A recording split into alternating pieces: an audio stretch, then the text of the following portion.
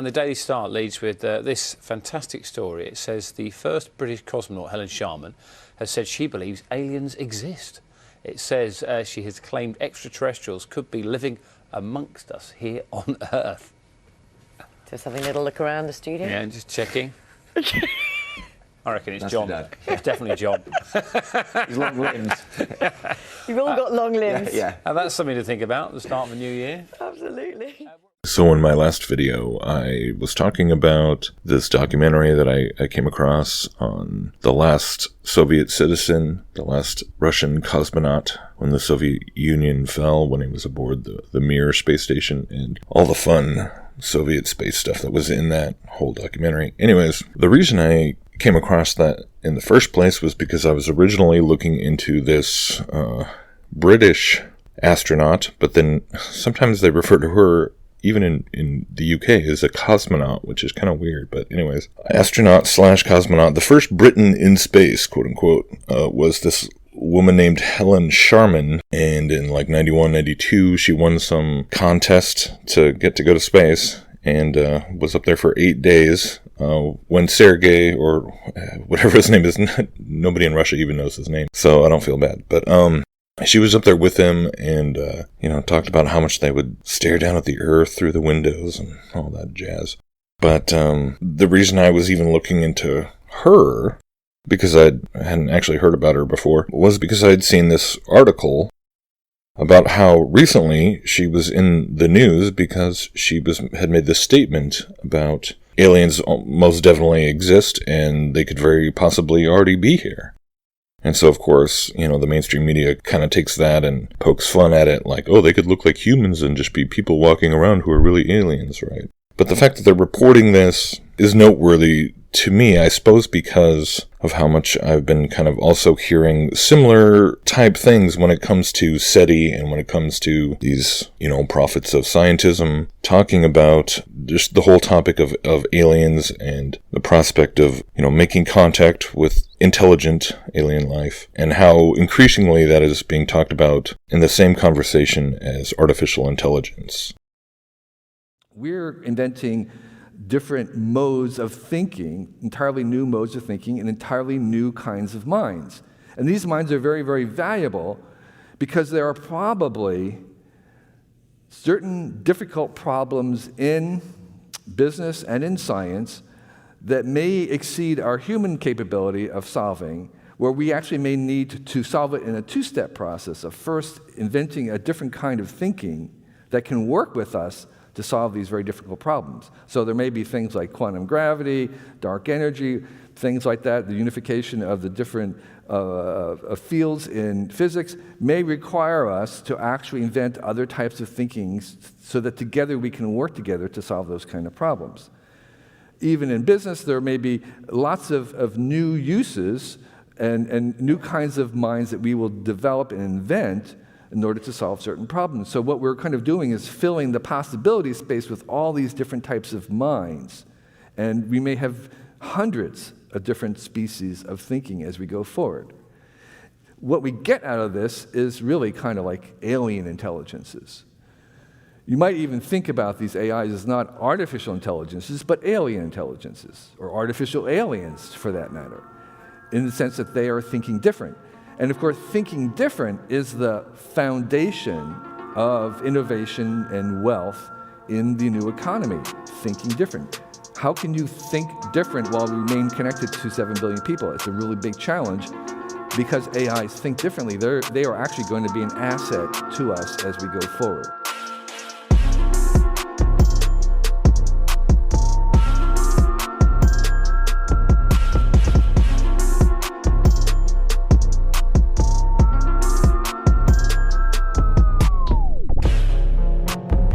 The project that I'm involved with is, in fact, what's called SETI. And we're looking for life that's not just alive, but also intelligent. And we do that by doing what Jodie Foster did in the movie Contact. We try and eavesdrop on their radio signals. But you recently wrote an article on how a NASA scientist suggests aliens actually might use AI. Tell us the story behind that suggestion. Well, my suggestion is actually not only that they use AI, and I have no doubt that anybody that's at least as advanced as we are from a technological point of view also uses artificial intelligence. It's sort of it seems like an inevitable development of, ultimately, but that they might be AI.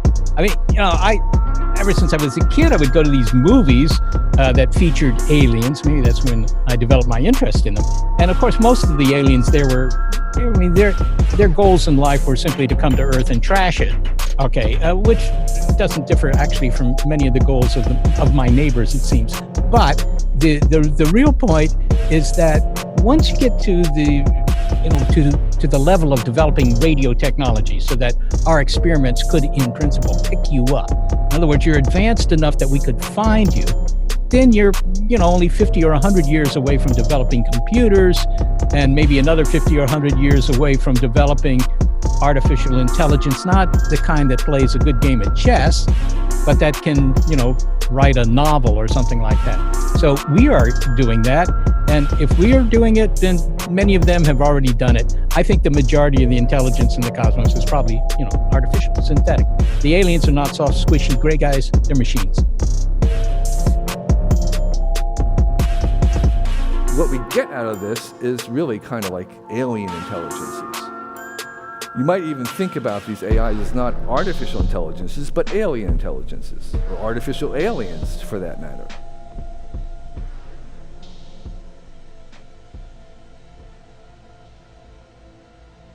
So it's really a pretty straightforward concept here when you really get down to it, and one that I guess makes a certain amount of logical sense to a person who's approaching all these questions from an evolutionary vantage point. Because sure, if you're looking at the cosmos and the history of existence in terms of billions of years, 14 billion years or whatever it is. Billion, billion, billion, trillions, million, million, million, million, billion, billion, billion, billion, billion, billion, billion, million, million, billion, billion, billion, billion, billion, billion, million. And you believe in a universe that is just so massive and capable of springing up other spontaneous forms of life, a fraction of which would evolve into intelligent life. And then, of course, hey, if we were able to develop computers and start toying around with artificial intelligence in the relatively rapid number of decades from when we went to our first radio signals to today, then yeah, that's a blip on an evolutionary timeline. So yeah, makes sense that most of them would have already developed artificial intelligence, and to the point of actually being artificial intelligences. As the guy says, we're not talking about squishy gray guys, we're talking about machines. So they're looking for, really, they're openly telling you that they're at SETI, they're openly looking for quote-unquote aliens that are actually not even necessarily beings with physical bodies. And I've been showing other examples of this same narrative, Michio Kaku being a big one.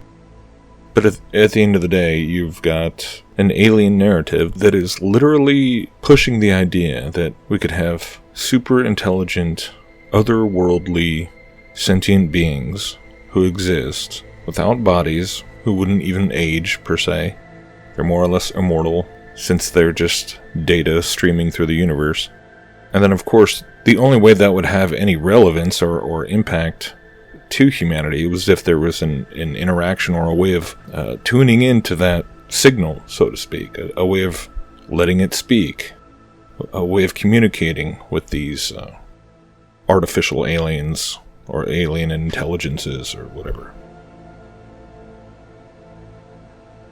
It gets pretty bizarre how it's then somehow our development of our own artificial intelligence software is what's going to enable us to even find them and perhaps even solve problems like quantum gravity and all these physics problems, and which in turn we're told are going to play a role in developing AI further, and then our own journey on this path that it's assumed that other alien species and other species of intelligences, I can't believe he even used that phrase, but he did. Species of intelligences that are out there. And, if they're disembodied and they exist in the quantum realm or whatever, then they could be all around us as these ethereal beings. So how bizarre is it that you've got this whole progression of scientific thinking and alleged discoveries, all these technological advancements, and supposedly developing a deeper and deeper understanding of the cosmos and how everything works on a subatomic level and all the rest. But only to get back to the same sort of core worldview that both the Bible and all the other spiritual traditions, in a way, have been acknowledging for millennia, only with a totally different set of assumptions and expectations, right? There's no fear of the whole concept of demons and demon possession, being opposed to things because they're associated with witchcraft. It's all ridiculed and treated as superstitious foolishness, in the context of the alien question. So it's perfect. It's brilliant.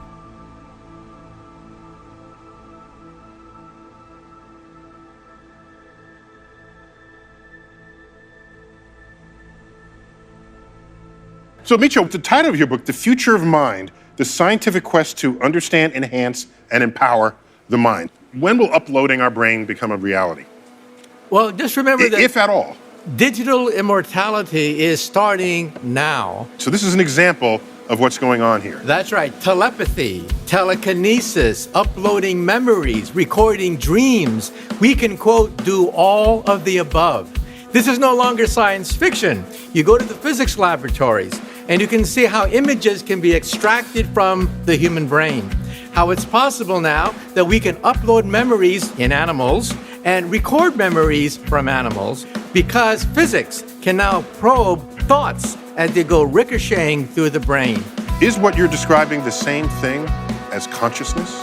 Because if that's the case, then we can say it's not just our thoughts that live forever, it's our very identity, our self, our conscious self that lives forever. Well, there is a theory that says the soul. The soul is information. It's a vast amount of information, but nonetheless, it's information that can be put into holographic form, such that even if you pass away, something there survives. But theoretically, that is effectively immortality. Once you reach that point, that is you living forever. Why not have digital immortality? Wouldn't you want to talk to your great-great-great-great-great-grandkids who want to meet their great-great-great-great ancestor? It depends what they're like. This gives you movement throughout time and throughout space. So this is being godlike. Well, that's what we're talking about, transcending the human race.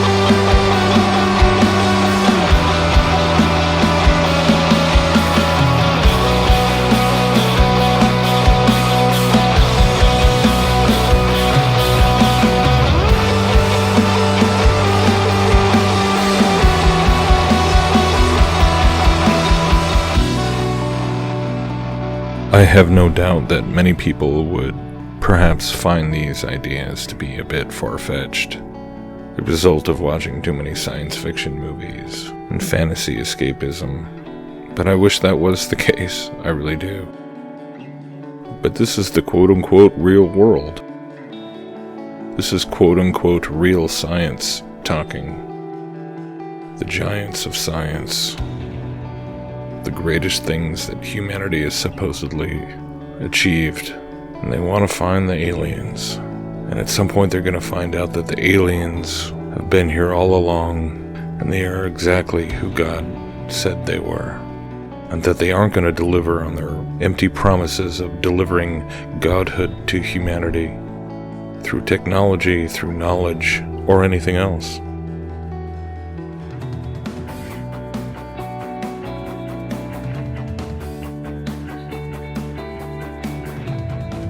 Lord, thou hast been our dwelling place in all generations. Before the mountains were brought forth, or ever thou hadst formed the earth and the world, even from everlasting to everlasting, thou art God. Thou turnest man to destruction, and sayest, Return, ye children of men. For 1,000 years in thy sight are but as yesterday when it is past, and as a watch in the night. Thou carriest them away as with a flood. They are as asleep. In the morning they are like grass which groweth up. In the morning it flourisheth and groweth up. In the evening it is cut down and withereth. For we are consumed by thine anger, and by thy wrath are we troubled. Thou hast set our iniquities before thee, our secret sins in the light of thy countenance. For all our days are passed away in thy wrath. We spend our years as a tale that is told. The days of our years are 80 years and 10, and if by reason of strength they be 80 years, yet is their strength labor and sorrow, for it is soon cut off, and we fly away. Who knoweth the power of thine anger? Even according to thy fear, so is thy wrath. So teach us to number our days, that we may apply our hearts unto wisdom. Return, O Lord, how long? And let it repent thee concerning thy servants. O satisfy us early with thy mercy, that we may rejoice and be glad all our days. Make us glad according to the days wherein thou hast afflicted us, and the years wherein we have seen evil.